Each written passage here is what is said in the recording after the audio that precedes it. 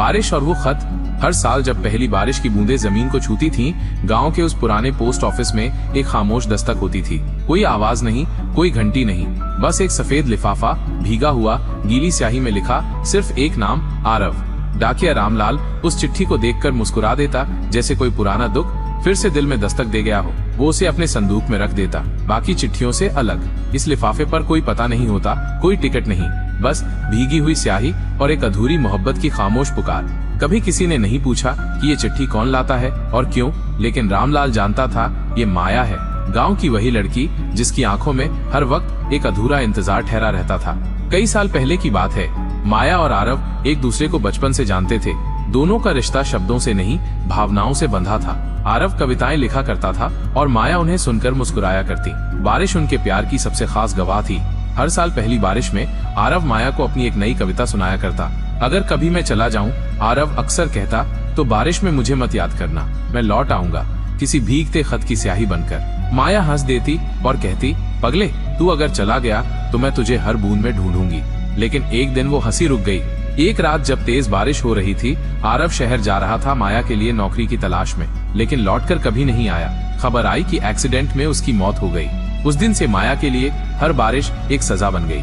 आरव की मौत के ठीक 1 साल बाद बारिश फिर से आई। माया खिड़की के पास बैठी रही और फिर अचानक उठी। उसने एक सफेद कागज निकाला और कांपते हाथों से लिखने लगी, प्रिय आरव, आज फिर बारिश आई है। तुम्हारे बिना ये पहली बारिश है। तुमने कहा था मत याद करना, लेकिन मेरी रूह ने तुम्हें कभी भुलाया ही नहीं। हर बूंद तुम्हारी सूरत लेकर आती है और मुझे तुम्हारे नाम की प्यास और दे जाती है। उसने वो खत एक लिफाफे में डाला और चुपचाप पोस्ट ऑफिस पहुंची। रामलाल को दिया और बिना कुछ कहे लौट गई। रामलाल कुछ समझ गया और चिट्ठी को चुपचाप रख लिया। ये सिलसिला हर साल चलता रहा। माया हर बारिश में एक नया खत लेकर आती। वही रास्ता, वही खामोशी, वही दर्द, और रामलाल वही संदूक खोलकर एक नया खत उसमें रख देता। समय बीतता गया। माया बूढ़ी होती गई, लेकिन उसकी आंखों में वही उम्मीद थी, शायद कभी उसका खत किसी और दुनिया में पहुंचेगा और आरव उसे पढ़ेगा। 1 साल पहली बारिश आई, लेकिन माया नहीं आई। रामलाल को अजीब सा लगा। 2 दिन बीत गए। तीसरे दिन खबर मिली, माया नहीं रही। उसके कमरे से एक आखिरी खत मिला, बिना लिफाफे के, खुला हुआ।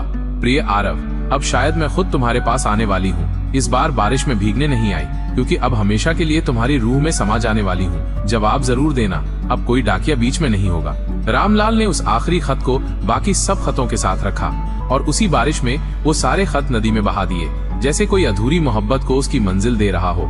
आज भी जब बारिश होती है, गांव के लोग कहते हैं बारिश में एक खास खुशबू आती है, जैसे किसी की मोहब्बत भीग रही हो। और रामलाल अब भी अकेले बैठकर आसमान की ओर देखता है। शायद वो भी एक खत लिखना चाहता है किसी अपने को। बारिश और वो खत कहानी की मुख्य सीख यह है कि सच्चा प्यार मृत्यु और भौतिक दूरियों से परे होता है और ये किसी न किसी रूप में हमेशा जीवित रहता है। इसके अतिरिक्त इस कहानी से हम निम्नलिखित बातें भी सीखते हैं। अटूट निष्ठा और समर्पण। माया का हर साल आरव को खत लिखना उसकी मृत्यु के बाद भी उसके अटूट प्रेम और समर्पण को दर्शाता है। ये दिखाता है कि सच्चा प्यार समय और परिस्थितियों के बदलने पर भी कम नहीं होता। भावनाओं की गहराई। ये कहानी शब्दों से परे भावनाओं की गहराई को दर्शाती है। माया और आरव का रिश्ता और माया का अपने दर्द को खतों में व्यक्त करना ये बताता है कि भावनाएं कितनी शक्तिशाली हो सकती हैं। यादों का महत्व। आरव की यादें माया के जीवन का एक अभिन्न हिस्सा बन जाती हैं। हर बारिश उसे आरव की याद दिलाती है और उसके खत उसकी यादों को जीवित रखने का एक तरीका है। ये दिखाता है कि प्रियजनों की यादें हमारे जीवन को किस तरह आकार देती हैं। खामोश प्रेम की अभिव्यक्ति।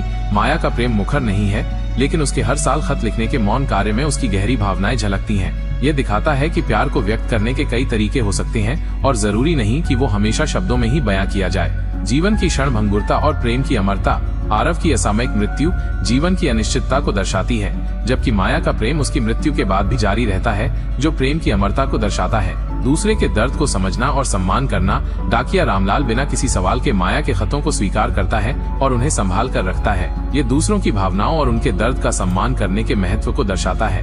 संक्षेप में, बारिश और वो खत एक ऐसी कहानी है जो हमें सच्चे प्यार की शक्ति, यादों के महत्व और भावनाओं की गहराई के बारे में सोचने पर मजबूर करती है।